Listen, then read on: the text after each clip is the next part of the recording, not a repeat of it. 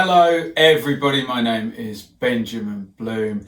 It is Saturday of the international break, so championship-less football weekend. It's going to be another opinion video, goodness me, hard hat at the ready. Following up yesterday's video, which I recorded yesterday, so maybe a couple of days ago by the time I get this edited and uploaded. That video was grading every championship team's season so far, so check that one out. It's gone down pretty well and no ridiculous comments as yet, so not bad. So today we're going to go down a similar theme as in the season so far, and I'm going to pick my team of the season so far. Hopefully this is a bit easier than the 46 game version, although we all seem to end up doing that after about 38 games. Normally it's done in the last international break when the EFL actually releases their team of the season. A couple of caveats. Remember, with the EFL team of the season, they tend to not pick a team that would actually work as a team, and there tends to be a bit of narrative license in terms of who they put in that. Remember, we have Wayne Rooney coming in January, so I'm sure whatever he does, they'll try and get him to show up at their awards ceremony somehow. So this is my team of the season. It's based on the 11 games so far. I am not picking the best team in the championship. It's how these people have played in the 11 games so far. If they are a very, very, very talented player, but they have not played brilliantly in the 11 games so far, they will not be in my team. I am not picking the best players in the league. It's how they've performed so far in this first quarter of a season. As usual on these opinion videos, I always say, please get involved in the comments. Remember, there's not too much value in you picking X player from team you support and saying, what about him? What I would much rather you did is send me your own team. Don't have to use the same formation I'm going to use, but really interested in that. Remember, we're looking for a big, objective overview. My team's in League One now, so I don't have a dog in the fight, so to say, but we're looking at the league as a whole, not just, oh, who's the best player from the team I support? I'm going to wave the flag for them. He may not be the best player for that position. System-wise, I'm going to go for the sort of 4-3-3, 4-2-3-1, 4-1-4-1. They're never too far apart, those formations, as in you always have a back four, you always have two wide players, you always have one focal point, and all that really changes is the midfield a tight three, is it a double pivot and then a 10, or is it a deep line playmaker with two in front, for example, the way Leeds would, or the 4-3-3, the way a Fulham or a Brentford do. So I'm going to go for that. So apologies for Millwall and your old school 4-4-2, Luton and Stoke sometimes with the 4-4-2 diamond, and we have seen Charlton, Reading, Bristol City, to name a few, QPR as well for a while.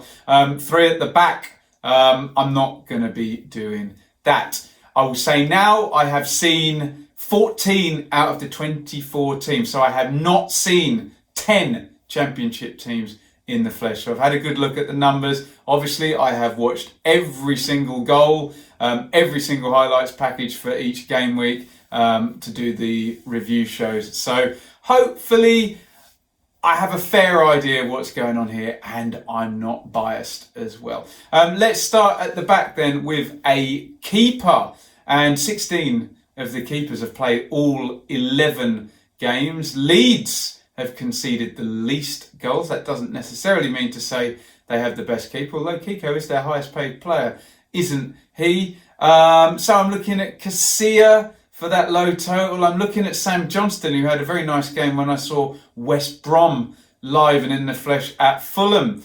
I'm looking at Dan Bentley, who's only had one defeat at Bristol City. And where would Middlesbrough be? Probably a couple of places lower without Darren Randolph, who was in the full team. But I'm going to go for Bryce Samba of Nottingham Forest. Wasn't even there for day one of the season. They'd taken Muric on loan from Man City. We thought, oh, that'll be the guy, a la Chris Wilder, always borrowing in a goalkeeper in the Championship. Believed the goalkeepers were undervalued. He may be right.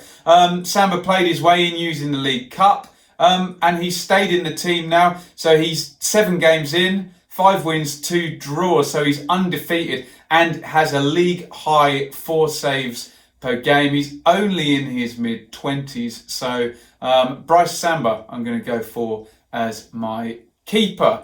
Let's do the left back before we do the right back, because I found the right back quite hard. So we've got Rico Henry at Brentford and Joe Bennett. They've played in every game. Joe Bryan at Fulham. If you're a full-back at Fulham, you're going to play nice and far forward. A goal and 2 assists already for him. Anthony Robinson of Wigan has apparently very good progressive passing stats for the position and the team he plays for. Ben Purrington doing well at wing back for Charlton. We've got Kieran Gibbs and Barry Douglas. They're not quite fit just yet. I have gone for Ryan Manning, who I saw play wing back for QPR in a win at Millwall. He had the air of a good all-rounder. I think he's played on the wing before. Not somebody who'd been shoved back because he wasn't good enough. A good player on the ball, good engine. He has 2 assists and a goal in all competitions. He's going to go as a full-back in my back 4, but really enjoyed his performance that day. And I think he's been playing well all season from what I hear from my Rangers mates. The right back position has been quite weird because I had a look through and you've got people like Matt Cash, who's not really a right back. Stuart Dallas was a winger, wasn't he? Johnny Howson's a centre midfield. We've even seen Sergi Canos playing at wing back, and he's an out and out winger in a front 3, isn't he? Nathan Byrne has played every minute again for Wigan. Max Collin, we've seen come out for Birmingham and contributing a couple of goals, belying his size there, but he is obviously Brentford schooled, so we think he'd be good. Speaking of Brentford, Dalsgaard, he sometimes gets used as a centre-half in a 3. Sessegnon and Furlong are good young full-backs playing a good team. So is Bogle, but he's only played 4 games. Connor Roberts, very impressive at Swansea. I'm going to go for a second Forest player, purely on the basis of how he's teamed up with Joe Lolly and how solid Forest have been under Sabri Lamouchi. Really good in the Stoke game that I saw on the TV as well. I'm going to go for Matty Cash as my right back. Not sure whether he'll end up finishing the season there, but with Carl Jenkinson there. But this is based on the first 11 games. Forest have been hard to beat. And as I say, Cash dovetailing well with Lolly. Remembering that fullback position in 2019, it's a lot about where you're getting forward to and your progressive passing stats. People want contribution. Look at the European champions, Liverpool. The fullbacks were real creative players. So it's not all about the tackles and interceptions in those positions. It is more about tackles and centre backs at interceptions, at centre back. The first one of my centre backs is really, really easy because on the first weekend of the season, I went to 4 games over that weekend. Friday, Saturday, Sunday, Monday, one a day. The one on the Sunday was Bristol City versus Leeds. I saw Ben White's debut for Leeds, and he played a beautiful game. He looked like a real classic hybrid centre back, one who can play with his feet but is tall enough and strong enough to be physical, but lean enough to get about the pitch. He slotted straight into a Bielsa team that had been well drilled from last season, probably with a million instructions from the great Chilean coach there. And I just thought, God, who's this guy? And Brighton have got some good centre-halves because they've just obviously taken Webster. So he's loaned out from Brighton. I thought Pontus Jansson was a big loss. I saw White play and I thought, this guy looks a great player. I don't want too many loan players in my teams. He's only 22 and he looks like he finds this league, frankly, rather straightforward. So Ben White is going to be a loan player who's going to get in there. He's my first centre back. Before I go to my second centre back, let's give some honourable mentions here. Aidan Flint's played every minute, so durable in the Championship, and if you want a big guy at the back, head it, kick it, him. Obviously, Riemann Mawson have been asked to do a lot of passing at Fulham and taking the ball off the keeper. De Vries is playing well at Hull. Borna, Ajayi and Bauer, all at new clubs at Sheffield Wednesday, West Brom and Preston, all settled in well and done good. But being the hipster metric type fan, I'm not going to go for Sean Morrison, the stopper. I'm going to go for Mike van der Horn at Swansea. Settled in there last season. He's played every minute thus far. Like Ben White, he's got the physical presence, but he can move and he can use his feet as well. In progressive teams where centre-halves launch a lot of the attacks, they make playmaking duties. He's what centre-halves are going towards now in the Championship. With that door into the Premier League, we see more and more of these type players. So that is my back five, basically. Samba in goal, Cash right back, Manning left back, White and Van der Horn centre backs. Beans, I'm going for a 4-2-3-1. It's a double pivot of sorts, two deeper central midfielders. And this is just horrifically difficult. Choosing a Championship centre-half midfield pair is hugely difficult, and I will explain why. John Swift, Tom Cairney, Calvin Phillips, Kevin Stewart, Matt Grimes, Josh Brownhill, Paul Gallagher, Barry Bannon, Alex Mowat, Paddy McNair, Romain Sawyers. That's what we're looking at to try and get two players out of these.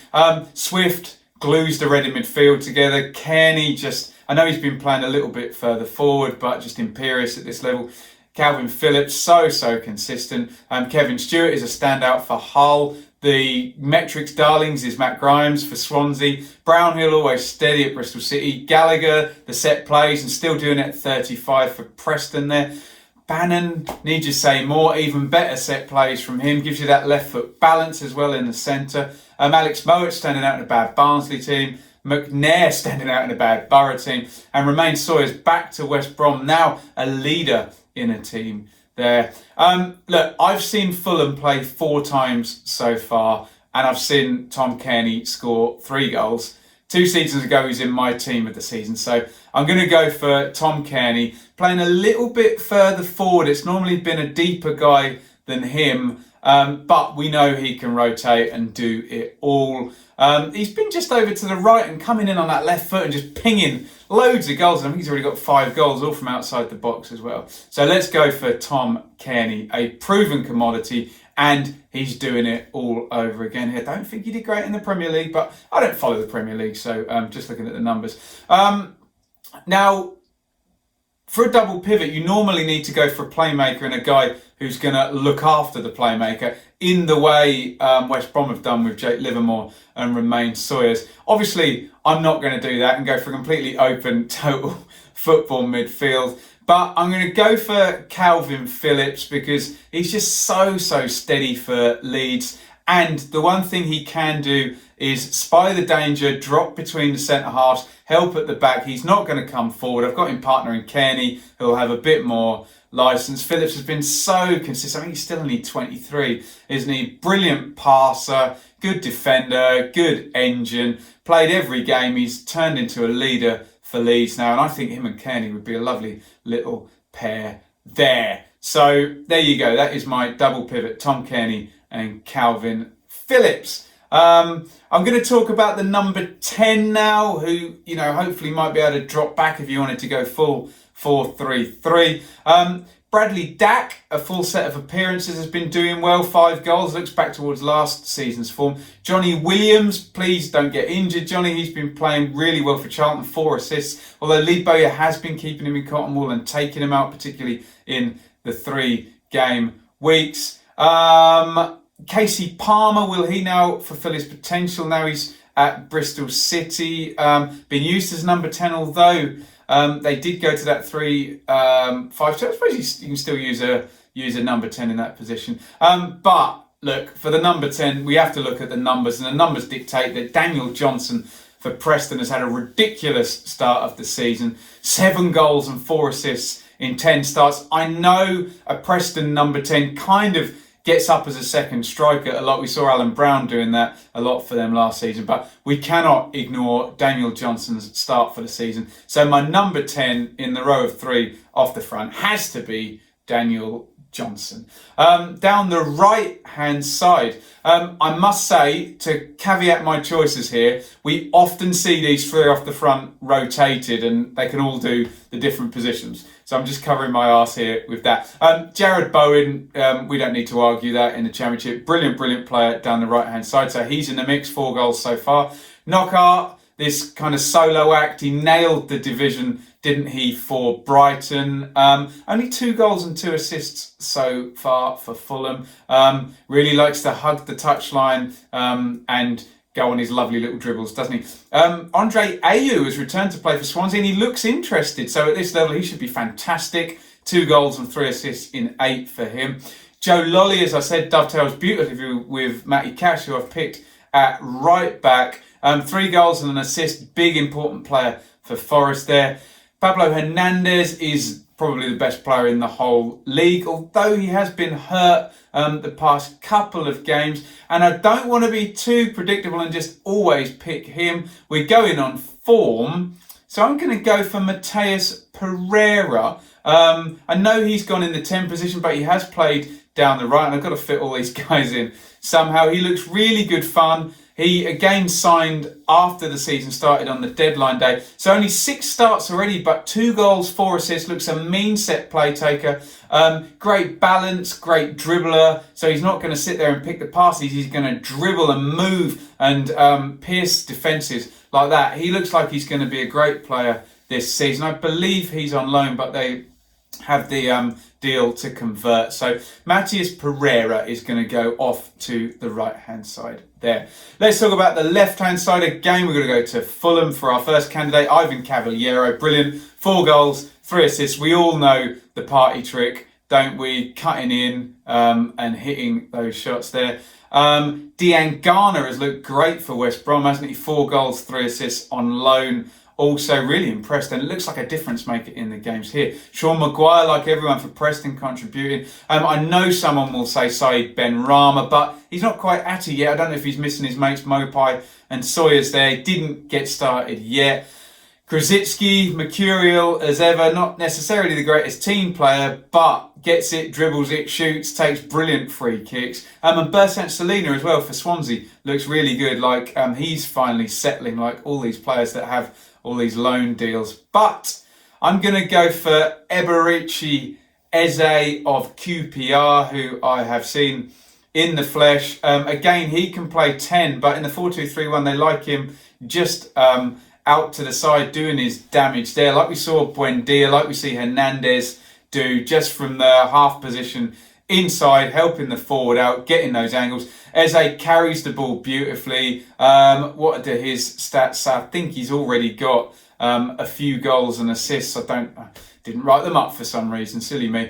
And he's really stepped up from last year where he looked like a talent. He tailed off a bit towards the end of the season, started this season brilliantly, prefers the Warburton style as well. So look, you may argue I've put 3 number 10s in off the front, but I think I've got enough balance there with Eze, Johnson and Pereira, my 3 off the front.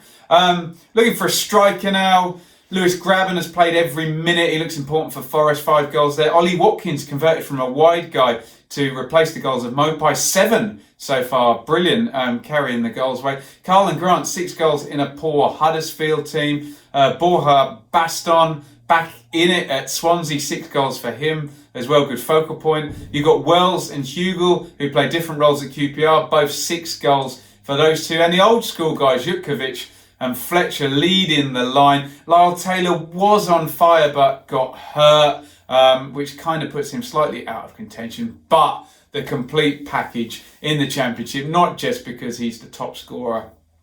I've got to go for Alexandra Mitrovic, already on 8 goals. We knew when he signed that new contract for Fulham, he could be the guy, like he was when he came on loan and really saw them over the line. And You would say Fletcher and Jukovic are old school, but Mitrovic can do it all, can't he? He can play with his back to goal, hold it up. He can run and rampage. He can join in with the passing, come short. He's good in the air and he's a good finisher as well, hence the 8 goals. Still only 25, so possibly, I wonder, is there a Championship player with a higher market value than him? Maybe Calvin Phillips, who knows, because he's English.